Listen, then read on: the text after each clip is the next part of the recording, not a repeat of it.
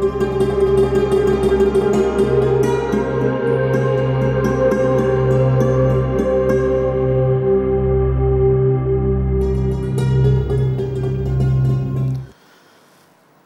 আলাইকুম ওয়া রাহমাতুল্লাহি ওয়া বারাকাতুহু। বিসমিল্লাহ আলহামদুলিল্লাহ ওয়াসসালাতু ওয়াসসালামু আলা রাসূলিল্লাহ ওয়া আলা আলিহি ওয়া আসহাবিহি আজমাইন, আম্মা বাদ।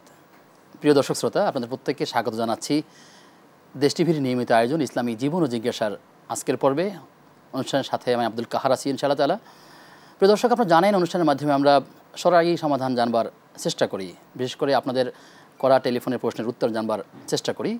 একজন অতিথি আপনাদের মাঝে আমন্ত্রিত হয়ে তারা মূল্যবান আলোচনা পেশ করেন এবং সেই সাথে আপনাদের করা প্রশ্নের জবাবগুলো সঠিকভাবে দেওয়ার চেষ্টা করেন। তারই ধারাবাহিকতায় আমাদের আজকের অতিথি বাংলাদেশ ইমাম সমিতির সম্মানিত সভাপতি শায়েখ হাফেজ মাওলানা লুৎফুর রহমান।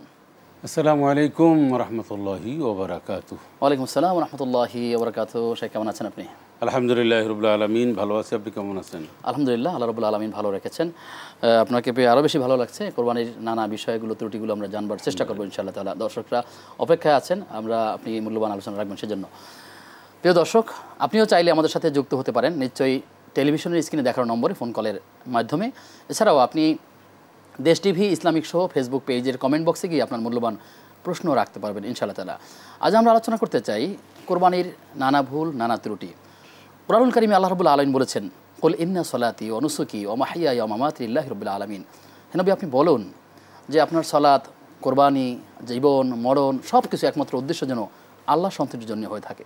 আমরাও তাই কোরবানি করি একমাত্র আল্লাহ তাআলার সন্তুষ্টির জন্য।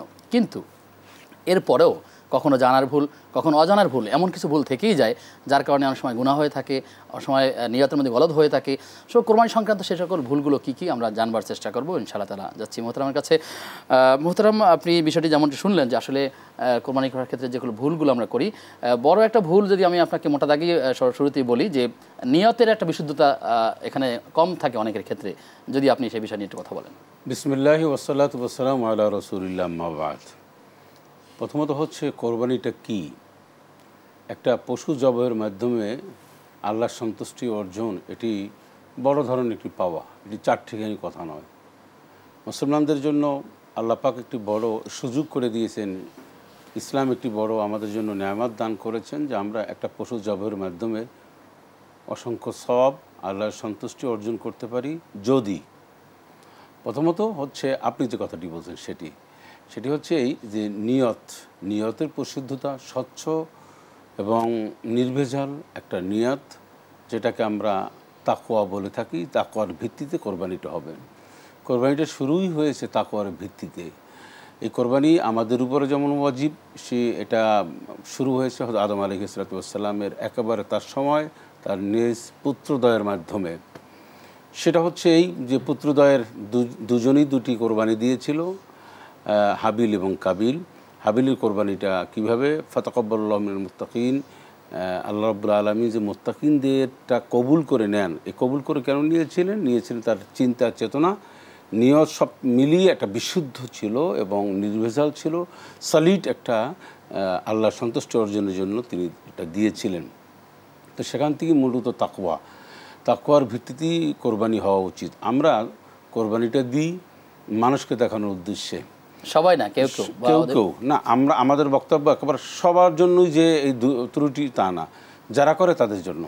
আচ্ছা, প্রথমত হচ্ছে দেখুন, একটা ওয়াজিব, এটা গুরুত্ব রয়েছে, তাৎপর্য রয়েছে, ফজিলত রয়েছে, ঠিক আছে। কিন্তু রমজানের ঠিক আছে রোজা রাখলো না, এরপর নামাজ নাই, সঠিকভাবে কালাম নেই, তারপর কোরবানির টাকা কোত্থেকে আসলো? টাকাটা হলো একটা বড় ব্যাপার, যে আপনি যে পশুটা কিনলেন, এই ক্রয়কৃত পশুর টাকা আপনি কোত্থেকে পেলেন, এই টাকাটাকে হালাল কিনা, এটা স্বচ্ছ কিনা, এটার সোর্সটা কি, এইটার মধ্যে কোনো প্রবলেম আছে কিনা, এটা দেখা দরকার। আমরা এগুলো না করে কোরবানি দেওয়ার জন্য সবাই ব্যস্ত হয়ে থাকি। এমনকি অনেক মানুষ রয়েছে যে ধার করে তারপর কোরবানি দেয়। অনেক মানুষ রয়েছে, আমি একদম অথেন্টিক বলছি, যে সুদের টাকা এনে তারপর কোরবানি দেয়। আচ্ছা, বাজারে কোরবানি কিনতে গিয়ে দেখা যায় যে জোহর, আসর, মাগরিব, এশা আরও অনেক অক্ত চলে গেছে, এটা খবর নেই। ভালো একটা পশু দরদাম করে কেনার জন্য ব্যস্ত থাকে।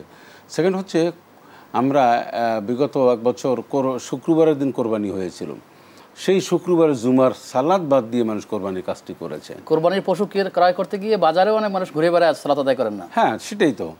তো এখন আমার প্রশ্ন হচ্ছে যে এইরকম দীর্ঘ মানে কয়েক ওয়াক্ত নামাজ কাজা করে আপনি কোরবানিটা দিলেন, এরপর কোরবানির পশু জবাই করে করে ভাগ বাটোয়ারা করতে করতে জোহর গেল, আসর গেল, আপনি কি চিন্তা করেছেন একবার? আল্লাহর সন্তুষ্টি থাকলো না। একটা ওয়াজিব আদায় করতে গিয়ে কতগুলি ফরজ আপনি মিস করেছেন, ছেড়ে দিয়েছেন, লঙ্ঘন করেছেন। সুতরাং প্রথমত হচ্ছে আল্লাহর সন্তুষ্টি অর্জনের জন্য আপনার যতটুকু তৌফিক ততটুকুন দিবেন। আবার জিতাজিতি করে আমার পাশের ফ্ল্যাট, আমার পাশের বাড়ির গরু কিনেছে এত টাকা দিয়ে একটা, আমি দুইটা, আর সে দুইটা কিনেছে আমিও দুইটা কিনে একটা ছাগল আমি বৃদ্ধি করে প্রমাণ করে দিই, এটা কিন্তু অহরহ, এটা কোনো কাল্পনিক কথা নয়। এবং এই অনেক অসংখ্য দলিল বা বাস্তব আমি দেখেছি। ভাই ভাই এমনভাবে জিতাজিতি করেছে যে এক ভাই কিনেছে 4টা গরু, আর এক ভাই 5টা। যখন দেখে 5টা তখন সে আরেকটা দিয়ে নিয়ে এসছে। এটা আমি প্রত্যক্ষ, এটা আমি নিজের সচক্ষে দেখেছি আর আফসুস করেছি যে এটা তো আসলে কোরবানি না, এটা একটা গোস্ত খাওয়ার উৎসব বটে, সেটি করা যাবে না। না, করা যাবে না। তো এটা একটা বড় ভুল, বড় ভুল, ভুলের মধ্যে বড় ভুল। আর এমন একটা ভুল যে ভুল করলে পরে টোটাল প্রোগ্রামটা একেবারে মানে শেষ হয়ে যাবে। এই প্রোগ্রামের দর্শক আছেন, প্রিয় দর্শক কে আছেন আমাদের সাথে? আসসালামু আলাইকুম। ওয়ালাইকুম আসসালাম ওয়া রাহমাতুল্লাহ। আমি তোফাজ্জল হোসেন ঝিনাইদহ থেকে বলছি। জি তোফাজ্জল ভাই, প্রশ্ন। আমার প্রশ্ন হলো, আমার আব্বা মারা গেছে, কিন্তু আমি যখন বিবাহ করেছিলাম তখন আমার আব্বা এই বিবাহতে মত ছিল না। তার বিনা অনুমতিতে আমার মামা সবাই রাজি ছিল, কিন্তু তিনি রাজি ছিলেন না। সেই অবস্থায় বিয়ে করে, কিন্তু আমার আব্বা মারা গেছে। এখন আমার খুব অনুশোচনা হয় যে তার অনুমতিতে তারা বিয়ে করেছি। এখন কি অন্যায় হয়ে গেছে, আপনি কিভাবে মাফ করবেন এই বিষয়ে? জি, আপনি থাকুন আমাদের সাথে, শায়েখ উত্তর দিচ্ছেন। না, এটা একটা অনুশোচনা মাত্র। এটা উনি যদি মনে করেন ভুল, তাহলে উনি এইটাই ওনার জন্য যথেষ্ট। ওনার বাবা পারেননি, অনুতপ্ত হওয়া, ভুলটা বুঝতে পারা, ভুলটা বুঝতে পারা। এখন তার কোনো শুধরানোর এটা আর কোনো ধরনের কোনো উপায় নেই। আর শুধরানোর শরীয়তে কোনো অপশনও নাই।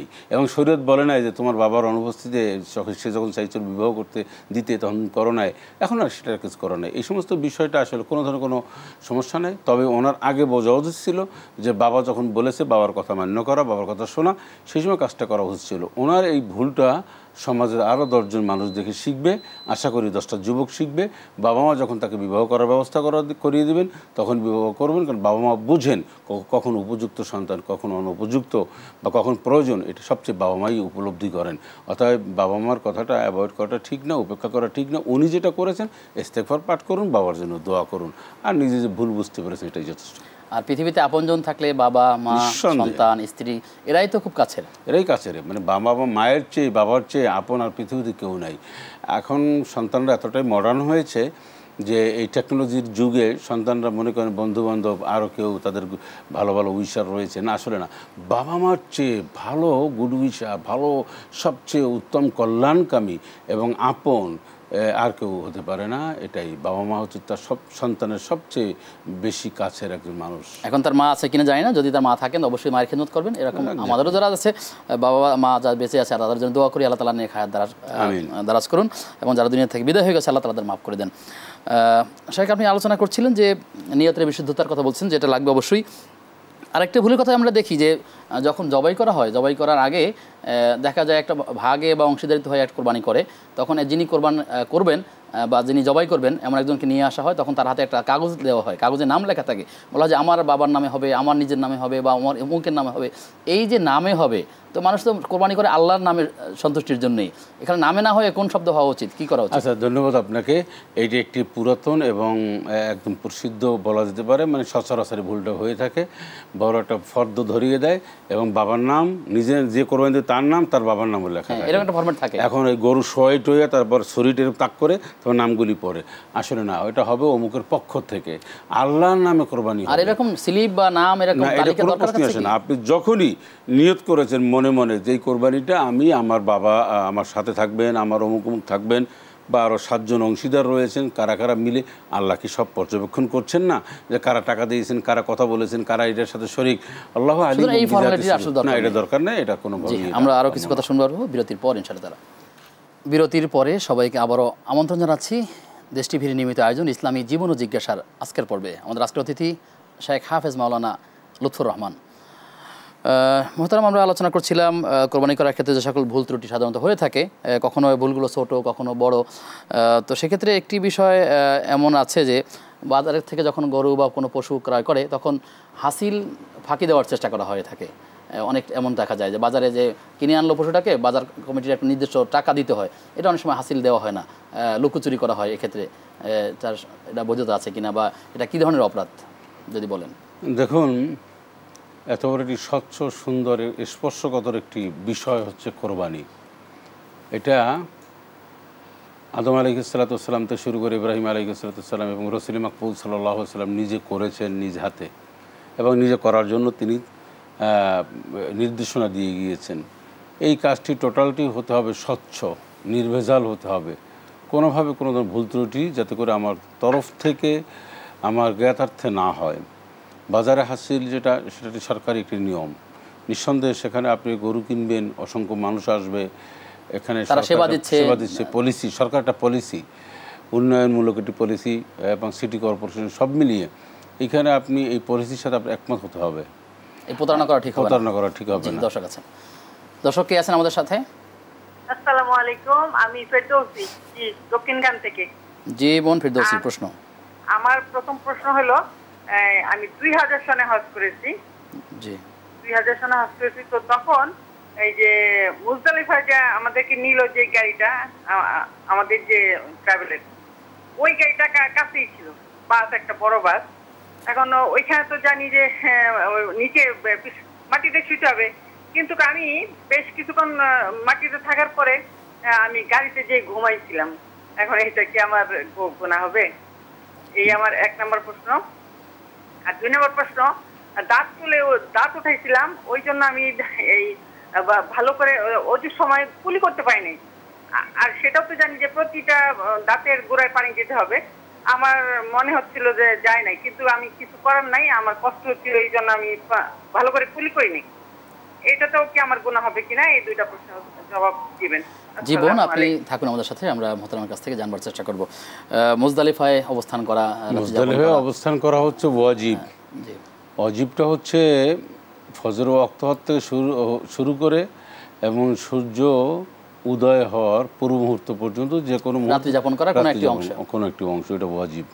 এখন সেটা আপনি কিভাবে অংশগ্রহণ করেছেন, অবস্থান করেছেন, যে আপনি বলছেন বাসে, কখনো তিনি যে পরিবহনে ছিলেন সে পরিবহনে থেকেছেন, আবার মাটিতেও সামান্য থেকেছেন আর কি। এখন এটা হবে, ঠিক হয়েছে কিনা? এটা হবে এই জন্যে যে একটা সময় মুজদালিফায় অনেক কিছু ছিল না। এখন ধরেন অনেক ইয়ে হয়েছে, একটা মানুষ বিছানার উপরে, পাটির উপরে, অথবা কোনো তক্তা হোক বা একটা ওখানে বিল্ডিং থাকে, সেখানে যদি অবস্থান করে, মূল হলো তো অবস্থান করা, থাকা। এটা তো উত্তম হচ্ছে মাটির সাথে, মানে নিচে বিছানায় শোয়া, এটাই হচ্ছে উত্তম। তো এখন উনি অবস্থান করেছেন ওইখানে। এখন যদি কেউ না ঘুমায়, ঘুমানটা মানে শর্ত না, শর্তটা অবস্থান করা, শুয়ে থাকা, এটাই হলো। এখন একজন মানুষের ঘুম হয়নি, এর অর্থ কি এই যে তা না, অসুবিধা নেই। আশা করি যে আল্লাহ তাআলা তাকে মাফ করবেন এবং এর জন্য কোনো ভুল ত্রুটি হতে হবে না। সতর্ক থাকা উচিত আমাদের প্রত্যেকেরই। আর বোনের একটা প্রশ্ন ছিল, তিনি দাঁত তোলাবার কারণে তিনি পরিপূর্ণভাবে কুলি করতে পারেন নাই। তার মনের মধ্যে একটা চিন্তা রয়ে গেছে যে সঠিকভাবে উযুটা হলো কিনা, কি করা উচিত আসলে? না, আপনার দাঁতের চিকিৎসার কারণে যদি দাঁত থেকে কোনো কিছু আপনার কন্ট্রোনালির মধ্যে চলে যায়, সেক্ষেত্রে আপনার উজুর কোনো সমস্যা নেই। আপনি বলতে পারেন যে রমজানে সিয়াম সাধনা করতে গিয়ে যদি এমনটি হয়, তাহলে সেক্ষেত্রে কি আমার করণীয়? কিন্তু কুলি করা সুন্নাহ, কিন্তু না, অসুবিধা নেই। একটা সুন্নাহ মাইনাস হতে পারে, কিন্তু আপনার উজু যথারীতিভাবে হয়ে যাবে। আচ্ছা, পশু কোরবানির ক্ষেত্রে আমরা আরেকটা জিনিস করি যে চিন্তা থাকে, নিজের পশু নিজে জবাই করলে আসলে আল্লাহর কাছে কবুল হবে কি না, তাহলে অন্য একজনকে দিয়ে এটাকে, যাকে ভালো মনে হয় তাকে দিয়ে কোরবানি পশুটাকে জবাই করানো হয়। এই যে একটা নিয়ম চালু আছে যে আমারটা আল্লাহ কবুল করবেন না, আমি একজনকে দিয়ে করাবো, যিনি ভালো তারটা আল্লাহ হয়তো কবুল করবেন, এরকম একটা চিন্তা থাকে। দেখুন, সমাজে তো আসলে অনেক ধরনের অনেক কথা রয়েছে। এক কথা আমরা বলি বাজারে নানান ধরনের কথা, আর এগুলি সমাধানের দেওয়া দায়িত্ব আসলে মূলত আমাদের। আপনি যেটা বলেছেন সঠিক বলেছেন। অনেকে নিজে মনে করেন যে আমি বিড়ি সিগারেট খাই, আমি কোরবানি দেবো কিসের জন্য, অনেকেই এটা এরকম মনে করেন। অথবা মনে করেন যে আমি তো সঠিকভাবে নামাজ কালাম পড়ি না, কোরবানিটা আমি দিলে হবে না, একজন আলেমকে নিয়ে আসুক বা ইসে। নিয়ম হচ্ছে, আসল সুন্নাহ হচ্ছে নিজের কোরবানি নিজে দেওয়া। রাসূল সাল্লাল্লাহু আলাইহি ওয়াসাল্লাম নিজে দিয়েছেন, এভাবে হাসান হোসেন রাদিয়াল্লাহু আনহুর পক্ষ থেকে দিয়েছেন। যাই হোক, তো নিজের কোরবানি নিজ হাতে দেওয়াটা একটা সুন্নাহ। আর সেকেন্ড হচ্ছে যে নিজে দাঁড়িয়ে থাকা। থার্ড হচ্ছে নিজে যদি না দেয়, কোরবানি নিজে হাতে যদি জবাহ না করে কোনো আলেম ওলামা বিজ্ঞ ব্যক্তি পরেশগার ব্যক্তি বা দূরে থেকে, এটাও জায়েজ আছে, সবটাই জায়েজ। তবে সব বেশি হবে নিজের কোরবানি নিজে দাও, এটাই সব বেশি হবে। জি, সুরাইয়া তাসনিম রুবা তিনি প্রশ্ন করেছেন যে জিলহজ মাসের যে রোজা রাখতে হয় নফল রোজা 1 থেকে 9 তারিখ পর্যন্ত, এটা যিনি কোরবানি করবেন তিনি রাখবেন নাকি সবাই রাখতে পারবে? না, সবাই রাখতে পারবেন, সবাই রাখতে পারবেন। এবাদত বন্দিগি মূলত এই জাতীয় এবাদত বন্দিগি সকলের জন্য উন্মুক্ত করে রেখেছেন শরীয়ত, আল্লাহ পাক রেখেছেন, রসুল মাকবুল সাল্লাল্লাহু আলাইহি ওয়াসাল্লাম বলে গিয়েছেন। অর্থাৎ শুধুমাত্র কোরবানি যিনি দেবেন তার জন্য না, উন্মুক্ত সবার জন্য এবাদত বন্দিগি। যিনি রোজা রাখবেন তার জন্যই সব হবে। তো এটাই হচ্ছে। তবে যিনি কোরবানি করবেন, ব্যাপারটা হয়েছে হাদিস শরীফের মধ্যে আছে, যিনি কোরবানি দেবেন তিনি নখ চুল কাটবেন। হ্যাঁ, সেটা তার নির্দিষ্ট। কিন্তু এই রোজাগুলি সবাই রাখতে পারবেন। আরাফাতের দিন সবাই কান্নাকাটি করবেন, সবাই রোজা রাখবেন। বিশেষ করে এটা কোনো মানুষের জন্য নির্ধারিত না, যারা পারেন তারা। কেউ যদি 9টা রোজা না রাখতে পারে, শুধু আরাফার দিনে রোজা রাখতে চায়, তাহলে তার মূল রোজা হচ্ছে আরাফার দিন। বাট এর আগে যে আমরা জিলহজ মাসের 1 থেকে 9 তারিখ পর্যন্ত যে ইবাদত বন্দি করি, এটাও কি সুন্নাহ ইবাদত এবং বিশাল ইবাদত বন্দিগির একটা বড় ধরনের একটা সুযোগ, এবং এটা একটা বড় ধরনের আমাদের পাওয়া ফজিলতের কাজ। এটা করা যেতে পারে, কিন্তু মূল আরাফাতের দিন রোজা রাখা বা সেদিন কি সর্বোচ্চ সতর্ক অবস্থা থাকা, আল্লাহর কাছে ক্ষমা চাওয়া, এটা একটা জরুরি বিষয়। তাহলে আরাফাতের দিনে রোজা রাখলে কি ফজিলত পাওয়া যাবে? 2 বছরের গুনাহ কি মাফ হবে, এরকম কিছু যদি? এটা হাদিস শরীফের মধ্যে রাসূল সাল্লাল্লাহু আলাইহি ওয়াসাল্লাম বলেছেন, কিন্তু এটা গুনাহটা মাফ হবে নিঃসন্দেহে। রাসূল সাল্লাল্লাহু আলাইহি ওয়াসাল্লাম আশা পোষণ করেছেন, আমরাও ঠিক একই মতে আশা পোষণ করি। এটা আল্লাহ পাক চাইলেই ইনশাআল্লাহ ক্ষমা করে দিবেন 2 বছরে। তবে এটা কেউ কেউ বলেছেন সাগীরা গুনাহ। আর ইস্তেগফার যদি করতে পারি, আমরা সঠিকভাবে তওবা করতে পারি, তাহলে জীবনের ইয়াগফিরুল্লাহু লিমান ইয়াশা ওয়া ইউআযযিবু মান ইয়াশা, আল্লাহ যাকে খুশি তাকে ক্ষমা করেন, যাকে খুশি তাকে শাস্তি দেন। এটা আল্লাহ হচ্ছেন সুপ্রিম পাওয়ার অধিকারী, একচ্ছত্র নিরঙ্কুশ ক্ষমতার মালিক। তিনি চাইলে বান্দাকে সাথে সাথে ক্ষমা করে দিতে পারেন এই ব্যাপারে। আর তিনি যে পারেন দিবেন, এই বিশ্বাস এই একইটাই আমাদের রয়েছে। তাহলে আরাফার দিনের রোজাগুলো আমরা রাখার চেষ্টা করবো, তাহলে বিগত 1 বছর এবং আগামী 1 বছরের গুনাহগুলো আল্লাহ তাআলা মাফ করবেন, আমরা সেই প্রত্যাশাই করি। আল্লাহ আমাদেরকে ক্ষমা করুন। ফাতেমা আক্তার চৈতি অফলাইনে প্রশ্ন করেছেন যে ব্যাংক থেকে লোন নিয়ে কোরবানি করা যাবে কিনা, যদিও আপনি আগে একটা হিন্স দিয়েছেন, তারপরে যদি একটু খোলাসা করেন। না, ব্যাংক থেকে লোন নিয়ে শুধু কোরবানি করা যাবে না। আমি লোন নিয়েছি অন্য কাজে, ব্যাংক থেকে মানুষ নেয় না, টাকা নেয় না, লোন তো অবশ্যই নেয়। যে সমস্ত ইসলামিক উইন্ডো রয়েছে যেখান থেকে জায়েজ, যে সমস্ত জায়গা থেকে লোন নেওয়া, ওই সমস্ত জায়গায় প্রয়োজনে লোন নিবে। লোন নেওয়ার ব্যাংক হয়তো বিনিয়োগ করে, আপনি ওটা বলতে চাচ্ছেন হয়তো। হ্যাঁ, বিনিয়োগ যে সমস্ত ক্ষেত্রে করে, কিন্তু শুধু কোরবানির জন্য যারা শুধু সুদের উপরে দিয়ে থাকে, সেটা দিয়ে কখন ঠিক হবে না, সেটা তো জায়েজ হবেই না, সে তো নিঃসন্দেহে না জায়েজই কাজ। এবং শুধু কোরবানির জন্য আমি হয়তো ব্যাংক থেকে 1 লাখ টাকা লোন নিলাম, এটার যৌক্তিকতা নাই। এমনি আমি বিনিয়োগ করেছে আমার অন্যান্য ব্যবসায়িক ক্ষেত্রে, আমি সেখানে নিয়েছি 10 লাখ 5 লাখ, ওখান থেকে তো আমার এই টাকাটা আমার হয়েছে, আমি কোরবানি দিলাম, সেটা হতে পারে। কিন্তু শুধু কোরবানির জন্য ঋণ করে কোরবানি করা, এটা তো জায়েজ নেই। কোরবানি কখন জায়েজ? যখন তার উপরে মালে নিসাব হয়, অর্থাৎ জিলহজ মাসের এই তারিখগুলিতে যখন সে যাকাত দেওয়ার মতন অধিকার তার সম্পদ থাকে, তখনই সে কোরবানি দিবে। কিন্তু আমার টাকা নেই, পয়সা নেই, আমি কোরবানি দেওয়ার চিন্তা কেন করব? তার সমাজ রক্ষার জন্য, বা আমার আত্মীয়স্বজনকে দেখানোর জন্য, বা আমার মুখ যাতে করে উজ্জ্বল হয় সেজন্য, এটার জন্য কোরবানি না। এটার জন্য বহুত কাজ আছে, আপনি সেইগুলি করেন। কোরবানির জন্য আত্মীয়স্বজনকে রক্ষা করার জন্য, নূতন আত্মীয়স্বজন হয়েছে, বা অনেকে মনে করেন যে ছেলে মেয়ে বিয়ে দিয়েছি, অথবা পাড়া প্রতিবেশী, এদেরকে দেখানোর উদ্দেশ্যে মান রক্ষার্থে কোরবানি দিবেন, এটা জায়েজ নাই। এটার জন্য অনেক কাজ রয়েছে, ইবাদত বন্দিগি আছে, বা অন্যান্য সামাজিক কাজ আছে, সোশ্যাল কাজ আছে, সেইগুলি করে আপনি নাম জাহির করুন। অনেকেই মনে করেন যে আমি তো জবাই দেওয়ার অনেক দোয়া জানি না, এটা হয়তো যারা মাদ্রাসায় পড়ে তারা হয়তো ভালো জানেন, এত দোয়া তো আমি জানি না, এই জন্য আমি কোরবানি করছি না। আসলে কোরবানি করার জন্য মূলত কোন বাক্যগুলো বলা খুবই জরুরি, না বললে বিসমিল্লাহ আল্লাহু আকবার, এটাই হচ্ছে এটাই হচ্ছে একমাত্র দোয়া, বিসমিল্লাহ আল্লাহু আকবার। এই বিসমিল্লাহ আল্লাহর নামে, এবং আল্লাহ এটাই হচ্ছে মূল কথা। যদি কেউ এর পরেও বলতে চায় ইন্না সালাতি ওয়া নুসুকি ওয়া মাহইয়ায়া ওয়া মামাতি লিল্লাহি রাব্বিল আলামিন ওয়াজহাতু ওয়াজহি লিল্লাযী ফাতারাস সামাওয়াতি ওয়াল হানিফা ওয়া মা আনা মিনাল মুশরিকিন, এই দোয়াগুলি রয়েছে, মাসনুন দোয়া রয়েছে, সেটা যে পারে উনি পড়বেন, না পারলে বিসমিল্লাহ আল্লাহু আকবার বলবেন, আল্লাহর নামে জবাই করবেন, বাস খালাস। আচ্ছা আচ্ছা, জবাইয়ের ক্ষেত্রে 4টি রগ যে কর্তন করতে হয় বা এখানে থেকে 4টির মধ্যে 3টি রগ অবশ্যই কর্তন করতে হবে। যদি কারো এরকম 2টি হয় অথবা 1টি হয় বা এরকম ত্রুটি থাকে সেক্ষেত্রে পশুর বিধান কি? বা পশুর বিধান হচ্ছে একটা যে ছুরি ঢুকিয়ে দিয়ে বিধানটা কি হবে? ছুরি ঢুকিয়ে দিয়ে লাস্টে অল্প একটু জবাই করার পরে দেখবেন কসাই যারা থাকে বলে সরেন হুজুর সরেন, এবার ছুরি ঢুকিয়ে দিয়ে রক্তটা, এটা একটা বদনের মাকরু বা এটা একটা গুনাহের কাজ। তা আমি এটা ভালো কাজে পবিত্র কাজেই আমি শুরুতেই গুনাহের কাজটা করলাম কেন প্রশ্ন। সেকেন্ড প্রশ্ন হচ্ছে যে অনেক সময় অনেক আপনার কী বলে কসাইরা অমুসলিমও থাকে, নামাজ কালাম পড়ে না, মুসলিম যারা হয় তারা নামাজ কালাম না, মানে তারা কিন্তু বাকি কোরবানিটা সে করে দিচ্ছে। তো এখন এইটার জন্য একটা কিছুর উদ্বোধন করতেছেন একজনে, একটু কোনোরকম ধরে বাকিটা অন্য অন্য লোকেরা সেরে দিচ্ছেন, তা হবে না। জবের কাজ যিনি করবেন বিসমিল্লাহ বলবেন, উনি সম্পন্ন করবেন। রগগুলি পুরোপুরি কাটার চেষ্টা করবেন আর চাকু ঢুকিয়ে দেবেন না। 4টা রগই কাটার চেষ্টা করবেন, যদি কোনো কারণে করেন 3টা তো অবশ্যই লাগবে। 3টে তো অবশ্যই কাটবে, আর তা না হলে পশুকে কষ্ট দেওয়া হয়। এভাবে পশুকে কষ্ট দেওয়ার মধ্যে কোনো সার্থকতা নেই, বরং গুনাহ। আর বিসমিল্লাহ আল্লাহু আকবার এটা কি যিনি জবাই করবেন তিনি বলবেন নাকি যারা এই পশুর কাজে সবাই আর সবাইকে বলতে হবে? না, এই সবার কাজে মানে যে যিনি জবাই দেবেন উনি তো করবেন, উনি তো বলবেনই। আমাদের দেশে একটা সুবিধা আছে, যিনি জবাই করেন বিসমিল্লাহ সবাই বলে, অতএব এটা সবাই বলাটাই ভালো। এটা একটা ভালো, সবাই এটার সাথে বিসমিল্লাহ একটা মেসেজ পেয়ে গেল যে আসলে জবাইয়ের সময় তাকবীরুল্লাহ আলা মা হাদাকুম, আল্লাহ তাকবীর বর্ণনা করা, এটা আল্লাহ পাক নিজেই বলেছেন, স্লোগান আল্লাহু আকবার, এটাই।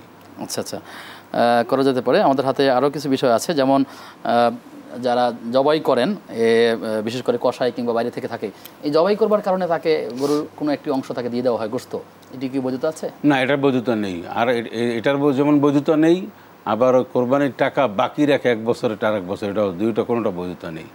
বহুত ইমাম সাহেব, আমি ইমাম সমিতির সভাপতি হিসাবে আমি বলছি, অনেক লোক, অনেক ইমামরা মুয়াজ্জিনরা আমাকে অভিযোগ করেছেন যে আমরা এরকম জবাই দিই, এই টাকা দেয় না, না দিলে 1 বছর। এখানে আসলে সময় খুব কম, মূল কথা বলতে হবে। আপনি যেটা বলছেন যে পারিশ্রমিক দিতে হবে, পারিশ্রমিক দিতে হবে। যিনি জবাই কাজে সহযোগিতা করবেন, সেটা ইমাম হোক, মুয়াজ্জিন হোক বা খাদেম হোক, অথবা সাধারণ যে কোনো মানুষ হোক না কেন, যিনি জবাই দিবেন তাকে পারিশ্রমিক, তাকে এটা দেওয়াটাই। পারিশ্রমিক না নিলে তো সে বিনোদন, সে যদি নিজে স্বেচ্ছায় করে সেটা তো আলাদা জিনিস, সেটা তো নিঃসন্দেহে সব জায়গায় জায়েজ রয়েছে।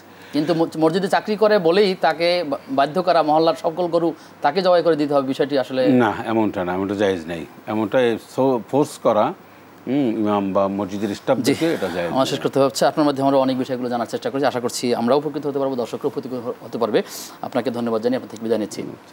প্রিয় দর্শক, আপনারা দেখছিলেন ইসলামী জীবন ও জিজ্ঞাসা। আমরা আলোচনা করছিলাম কোরবানির নানা ভুল ত্রুটি। আল্লাহ তাআলা আমাদেরকে এই সকল ভুল ত্রুটি থেকে মুক্ত রাখুন এবং সঠিকভাবে কীভাবে কোরবানি করতে হয় আমরা ব্যক্তিগতভাবে জানবার চেষ্টা করবো, স্টাডি করবার চেষ্টা করবো, এবং যাদের সামর্থ্য আছে আল্লাহ তাআলা আমাদেরকে কোরবানি করার তৌফিক দান করুন। অনুষ্ঠান জুড়ে আমাদের সাথে মেহমান হিসেবে ছিলেন শায়েখ হাফেজ মাওলানা লুৎফুর রহমান। আগামী অনুষ্ঠান দেখবার আমন্ত্রণ জানিয়ে আজকের মতো এখানে বিদায় নিচ্ছি। আসসালামু আলাইকুম ওয়া রাহমাতুল্লাহি ওয়া বারাকাতুহু।